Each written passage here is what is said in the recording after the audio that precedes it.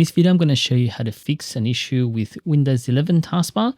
So at the moment, this issue is that you can't see any icons on the left-hand side taskbar here. You won't be able to see the Windows button here that normally you can press. You can't also drag this to the bottom here for some reason. It doesn't even show the time. It just shows some of these settings at the bottom, the language and the microphone. So pretty much it's stuck. Even restarting it doesn't fix the issue. So in this video, I'm going to show you how to fix it. Just one thing to note is that if you're using extended screens, the issue on the extended screens does not happen. So you're able to press the buttons and you'll be able to see the Windows button on the extended screen. Now you just need to open up the Windows registry editor. So press the Windows key, the R button, and type in regedit. Now you will see here that we will need to go to this path here.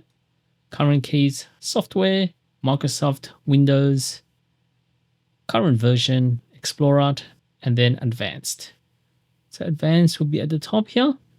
So this has all the options for the taskbar, which is Explorer. So all we're going to do is delete it. But what you can do is just back it up. So click on File, Export, and then just put in Advanced, Explorer, Export, just so that you have a backup. If anything goes wrong, you can still restore it. Then just select that delete button and then select yes. So you're going to delete all those registry settings and then just do a restart. Let's see what happens. Just finished restarting the computer. As you can see, it's now working fine. All the buttons are working. The taskbar is displaying the start button as well. The only thing that is missing is all the pinned apps that I had previously, but that's okay. All you need to do is just start up the app and repin it again. Hope this helped. If it did, please like, comment, and follow or subscribe.